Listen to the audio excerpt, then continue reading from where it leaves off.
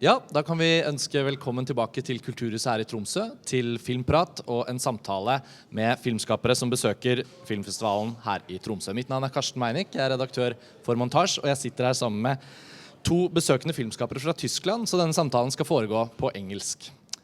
That was my Norwegian part.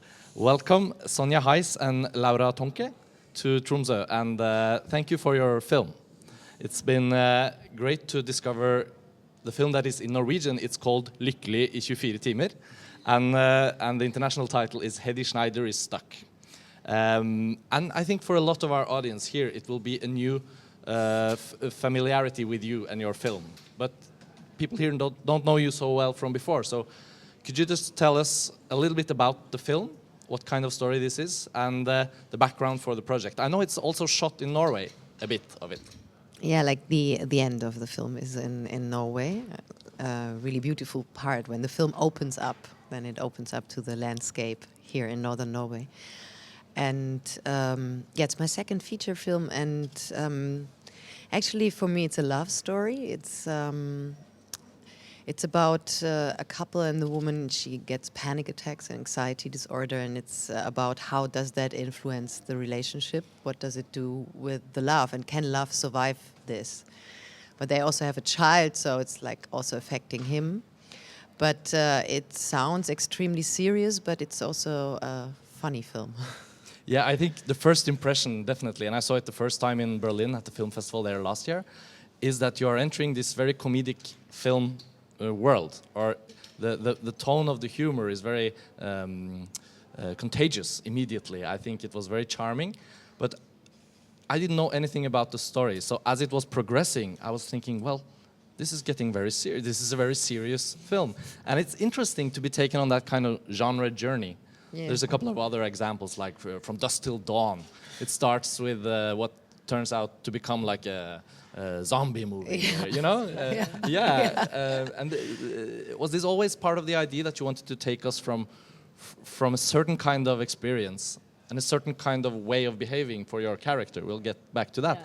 And then into this other sort of more serious territory. Yeah, I wanted the viewer to have like kind of the same shock as Hedy and her husband, her family have. Like in the beginning, everything is fine, and then all of a sudden, bang, it happens. But then it gets his humor again. It always pops up again and again. So I think it comes really out of your character, and I wanted to ask you as an actress to take on such a task to because it's a very realistic interpretation, I think. I mean, it's humanistic, it's not over the top, the tone is very believable, but still you have to balance that to play out the humor, but also finding that very, very sore, sad tone. When you read the script, what did you think? Like, yes, I can do this, or was it like, this is going to be... No, it was like, yes, I have to do it, and I want to do it immediately, and but also like, but this is a journey for me. I mean, normally the characters I play normally are like challenged in some way, like sad, melancholic, problematized, and so I was very happy about the funny part, because I just discovered that this could actually be something what I want to do more, and so I was really happy, and I knew Sonja before, so I knew that she has a very good humor. So I was hoping that this would work out really in the end for me, and yeah, so yeah, that was interesting. I could have played this humoristic part of Hedy all the time, actually, because it was really, we had a good time doing that. But she's also extremely talented for like timing of comedy. It's like sometimes she was also surprising me, and I really had to take care that I don't laugh too loud for the sound of the film, you know. I often was sitting behind the screen and I was like, so the director would be ruining the shots because you were...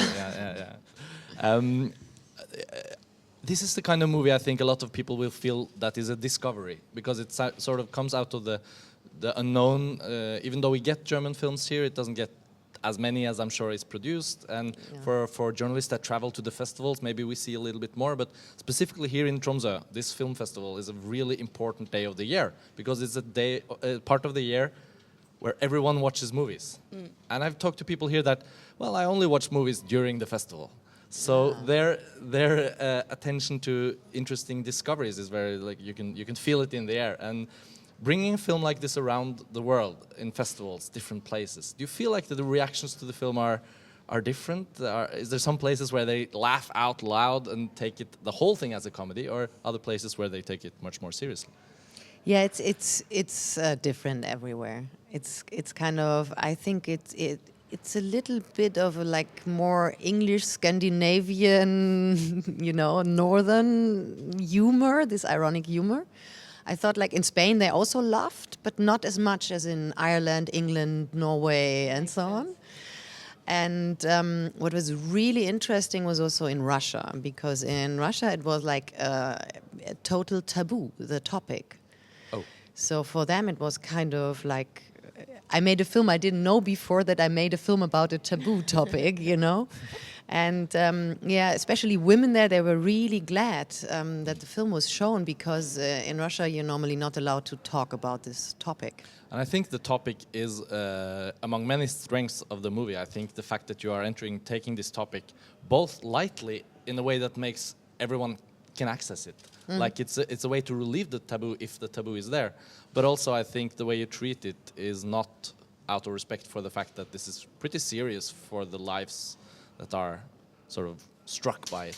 Where during your writing process, like taking this theme, where did it come from you? Is it something that you always wanted to make a film about, or was it more about her character and then the theme sort of came out of that? No, the first idea was to make a love story, and one of the partners all of a sudden becomes another person.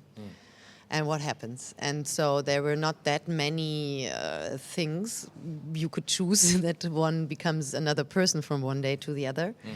And then I myself experienced panic attacks and anxiety disorders, so I could, you know, save the time for the research.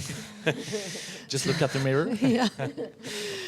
And took that. And I also thought, like, there's not many films about it in a certain way, and also not many films that treat it that way, because I didn't want to have it only dark and heavy and terrible, because I think this is stigmatizing it even more. Because you sit there and you watch these people and you think like, oh, they have a terrible life, and oh, these people I see there on the screen must be so awful.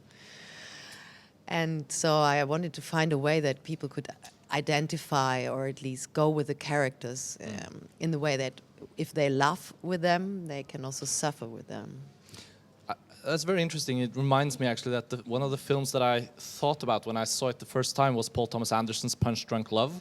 Have you seen that? I love Punch Drunk Love. Love. Yeah, me too. It's one of my favorite films, actually, and I think it's his best film, even though he's made so many masterpieces. I saw it 10 times, 15. Happy to hear that. And I think the way he does in his story some of the same, like he approaches a guy that obviously has some issues, but with his filmmaking, and that's the same as you do, not the same type of filmmaking, but similar, that you bring that energy and sort of joy from, it's a sad life, but it's a joyful way of making a film.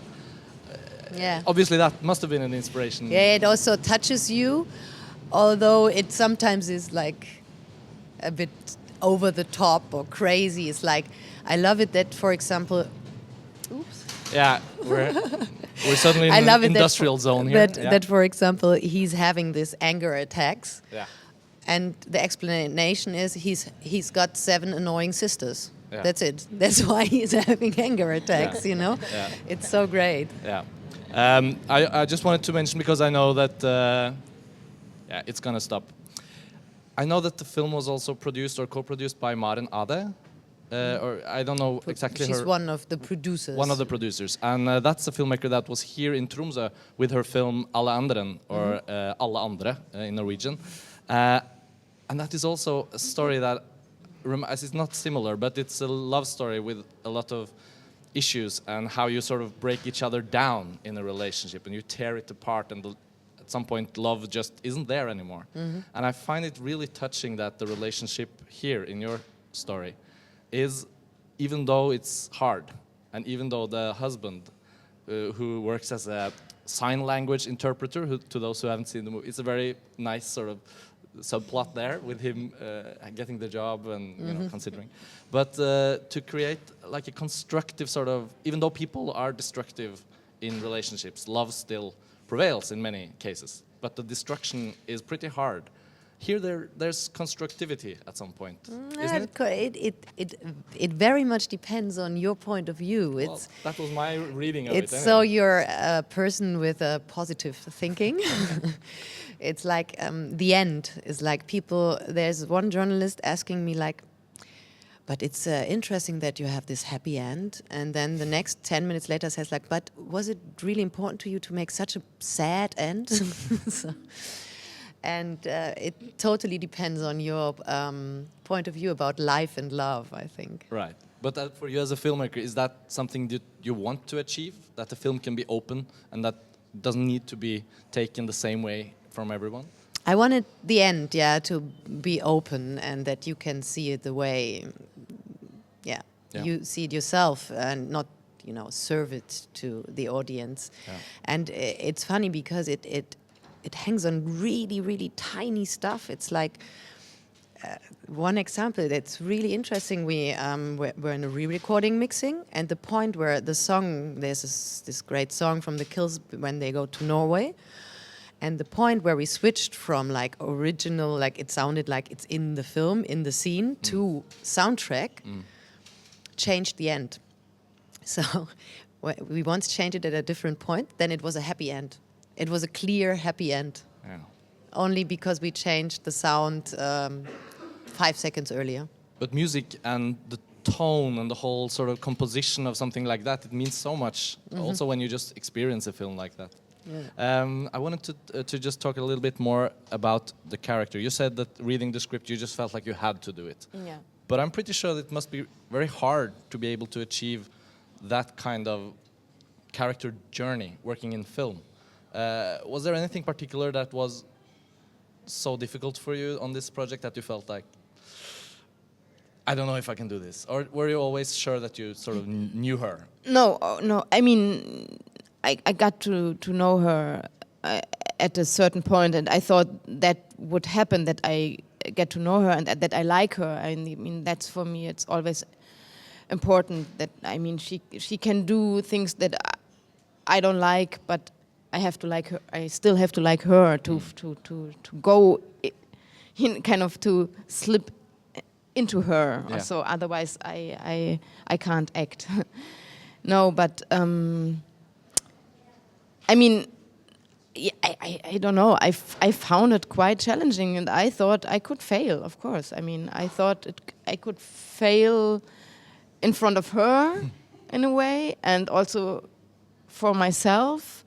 And for the whole movie, I mean, we never knew really if, I mean, for me it was like that. I never knew really if that would work out in the end. And so I was a lot under pressure, I have to say. I was really like in a tunnel.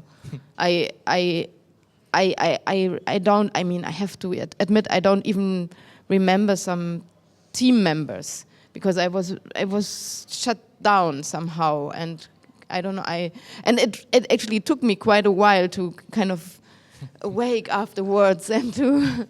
It's interesting now when I look back, because now it's like, yeah, but it's not so difficult. You just I look at it and it's like, what's the big deal about it? But it was. But I think it's amazing. Films can make, if they work, it can make what's in them seem so easy, and you just you just don't, until you talk with people who have made the film, you don't know how hard it was. I mean, if it didn't work out, if you would have fucked it up, I would have killed you. Yeah. That's encouraging. After years of how did you direct this movie? Well, I just gave her life and death threats, and that was it. No, she didn't know by then. I can say it now. But it's a pretty... In some sequences, this film has so many nuances, so many tiny moments that I'm thinking, well, here there's freedom for the actors to kind of play with it. Sonja, how much improvisation did you allow, and did you... I mean, Sonja, at certain points, Sonja really let us go and do. Not really improvise. I mean, Text-wise, no. not text-wise was not, but still we were. The interpretation. The interpretation was kind of open and yeah. And also, I mean, we rehearsed a bit, and in these rehearsal phases, we discovered some new kind of text, probably there or there, and that also helped a lot. And also, you know, there were many scenes where it was just like, I remember it as like we enjoyed to try out and I mean, especially with the humoristic scenes, and to find different ways to kind of make it more. I don't know how to say it. Yeah, or I remember with the boss, for example. At the office? At the office, yeah. There are quite a lot of things. He invented quite a lot of things. They're unfortunately not in the movie, but it was really good. But this way that actors can give so much to the editing phase, I think that if you allow for many, you know, tones and rhythms of different takes, because obviously this film must also have been edited pretty, as all films, but anyway, to make that transition not so visible, it kind of just happens. Did you think about that on set, that you wanted to shoot the scenes so that you had many choices, or were you totally sure how to do it? My first goal is always like, I have to believe that scene, and it has to be very special. I hate scenes which are there only to like that the next scene can happen. Yeah. It's like it bores me to death. So for me, every scene has to be great in a way. That's what we have to achieve. And then if it's funny, I have to laugh. But this is the first goal, getting there, that I really like it. And then the second is like trying out different interpretations or different ways how you can perform, or the actors can perform it, so you're more free in the editing process, or you can be more precise in the editing process. You can say, okay, there she has to be a tiny little bit more sad or whatever, and you can like kind of, you know, adjust perfectly. Yeah. I know the film. We know that the last part of the film is shot in Norway. Was the kind, because the most of the film is more intimate, sort of, and it's the cramped apartment. There's these spaces that, even with the scaffolding outside and the husband who cuts his little window to the world. I mean, there's many sort of cinematic or visualized layers of sort of wrappings around them and her, and there's all these elements. And then in the end, it's like the film breathes. Did you consider shooting it in Germany that too? Because it sort of takes place in Germany in the story, doesn't it? No. Or, no? No, you see them traveling for a while. And Germany doesn't look that good. Well, I'm sure Norwegians will be happy to take that to their heart. Yeah. But yeah. Unfortunately. But you got a really great sort of way to end it from that. How was the shoot in Norway? Was it... For me, it was really important to open up in the end, you know, to be in the nature and get out of, this tiny room they have in a way. And it was very important that it doesn't end on the ocean, because it's something you cannot do. Let the protagonists go with their car to the ocean, and you end the film it there. has never happened in films before. Oh, yeah. People on the beach looking out. But I wanted to have a great landscape anyway, something majestic, something big. Mountains would have been too claustrophobic, so this was the ideal solution for me. But then when we were here and we started rehearsing, the sun was shining and it was too beautiful, too picturesque. And then we always said, like, oh God, it will look like Rosamunde Pilcher, you know. So I even rewrote here in Norway scenes and changed stuff because I was so afraid that it becomes kitsch. But then right when we started shooting, the clouds came. All right. So Norway saved you. Yeah. Yeah, very the good. Bad weather saved us. So it's great. This film will get a theatrical release in Norway. Yeah, that's great. The German title is the main character's name and her predicament in a way, and the Norwegian title is pretty different. I mean, in English it would translate to something like "Happy for 24 hours" instead of "Hedi Schneider is stuck." Yeah. What do you think about something like that? Like the title means so much for a film experience. Do you like the Norwegian title? I like the Norwegian title, and I also like that the poster is pink. Yeah. So maybe it was like in the beginning that you want to be more serious in a way, or what? I mean, it was already the working title also, and I had like tons of different titles, but nothing would really work for the others. So I also didn't have that idea. And in German, it doesn't sound that good. In German, it doesn't work. And I think it suits the film very good that the poster is pink now in this title. It's more the film than Hedi Schneider's stuck. Nice. Yeah. It's adding something good for the experience of the. It's adding something interesting for the experience of the audience. I think, because I mean, it's a bit also typical German that as soon as they hear panic attacks, they would kind of be like. They get panic attacks Yeah, themselves. they get panic attacks, and then you're somehow not allowed, or you feel like you're not allowed to make a happy poster. And so I think it's really good. I mean, it was also kind of happy always because of these super colorful brains and so on. Yeah. But now it's more like the only problem with the Norwegian title is that I cannot spell it. I can say LYKKELIG. You can say it. In Team. You can say it like half in German. Glücklich in 24 hours. But I will learn it. You should Till learn it. Sunday, I'm still here. I will learn. We're very happy to have you here in Tromsø. We'll be wrapping up this talk now. But Thank you very much. I wish you the best of luck with the release of the film and the festival screenings here. And we hope you come back in the future with something new. Yeah, we hope to. And thank you for you guys. There's another talk here tomorrow. And yeah, bye-bye.